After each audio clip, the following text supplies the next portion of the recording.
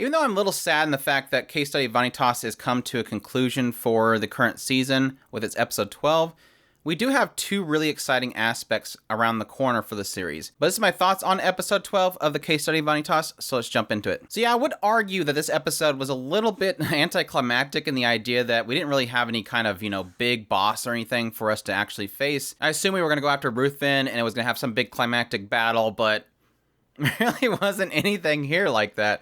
It was more kind of concluding the current arcs and just opening up the next arc. Which, yes, is odd for a conclusion of a core, but at the same time, it does leave us open for what is to come with our next season. But it was each one of these individual discussions that I found really cool. Yes, we get a little cute encounter between Vanitas and Jean, continuing to kind of throw her off as they go to get her parasol, and he talks about the Chaucers probably being dispatched, before he ends up running to Noe's side, knowing that probably Ruthven is doing something locally, as he's kind of sent everybody, including Jean, out to do their own things. We're kind of leaving the whole aspect of what Ruthven did to Noe to probably a future encounter, as it doesn't seem like he wanted to kill Noe. And yes, like what I was kind of predicting is that his power that he has in his bite is to control somebody. And so he places this control upon Noe that when the time comes, he will listen to his command without question. And Noe, in this moment, ends up having to agree to it. So the assumption is that sometime down the road, we're going to have Ruthven probably tell Noe to kill Vanitas, and he's going to have to listen. Which does technically go back to the first episode when Noe says in the introduction segment, "This is Vanitas and I will kill him one day."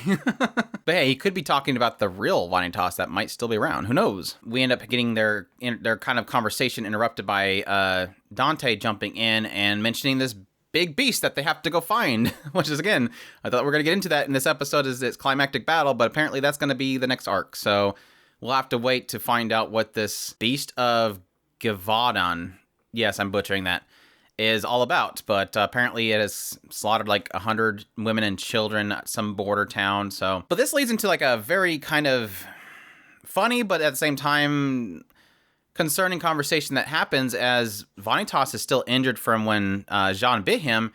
And the entire time they're talking, Noah's going, "Man, that smells sweet. That smells really sweet. I want to bite that."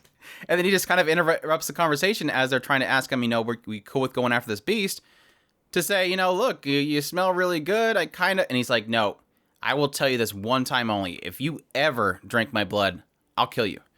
So again, going back to the whole idea that whatever's in Vanitas' memories, he doesn't want Noe to see it. And so, assuming it's going to be something a lot more than just Vanitas finding 69 and 71, was it? 72. Taking them in, training them, and then eventually Vanitas taking over his name. So, whatever, again, happened behind the scenes, why, again, 71, I think it was 71, or 21, is it 21? No, 71, I think it's 21, is mad at Vanitas, or 69, and all that other stuff. So, I guess we'll have to wait to find out what those memories are. But he later does say that, if next time I get injured, you can lap the blood from my clothes. So there you go. In another shot, we did get more Roland, and I continue to really like what they're doing with Roland. I'm really interested to see what they do with him in the future. Apparently, Olivier, or whatever his name is, comes in on Roland. He's researching humans and vampires in their library. He's warning them again, you cannot speak of this stuff. You have to stop saying this stuff about vampires, about them being good and stuff, because it's not just you. They will come after your family and your siblings, basically. And so he's like, how many paladins do you think I could take on? It's literally him saying, "I'm doing this, and if they attack me, I guess I'll have to see how many I can take down." He kind of mentioned the aspect that when he told somebody that Roland doesn't necessarily, his drive is not his belief in God, but necessarily his belief in himself in being faithful or something like that. So it's a lot different than a clear perspective of just being devoted to one source. He's actually all about whatever his faith is itself. And it seems like that has shifted in his pursuit to knowledge of humans and vampire relationship that he's seen in Vanitas and Noe. So, like I said, really cool. They're doing some really cool stuff with that character. Like I said, at first, I thought that he was just going to be here's the evil church guy, and he's obsessed, and he's kind of annoying, but that's evil church guy, so there you go. No, they're doing a lot more with him. But no, what I really am excited about is at the very end of this episode, they get on this train to go off to Gavaldon, and while they're on their way, we get the scroll cast, and I'm like, okay, well, that was kind of anticlimactic ending to this season, but yes, opening up to what's coming up next. But the thing that got me most excited was after the cast scroll, we get a brief shot of some lady out in the middle of this forest, snowy area. She's got Nania behind her. I don't think we've ever seen this girl before. She has gray hair, but her Seiyu's got me so stupid excited. It's Ria Kajima, and I love Ria Kajima so much. She was my first favorite Seiyu ever, and I am happy to hear her again. The moment I heard her, my ears started tingling. I was so happy. I know I'm weird. It's just I really love Ria Kajima. She's probably my all-time favorite, just right above Aoyuki and Kenjo Suda. So I'm really happy to hear her. I'm excited to see her in the next arc. Hopefully she's not just revealing her and then she disappears. But it seems like she's saying something to the effect that her song of vengeance will echo upon this land, and she's talking about being in the Gavald, and I'm butchering it again. I should stop trying to say that name.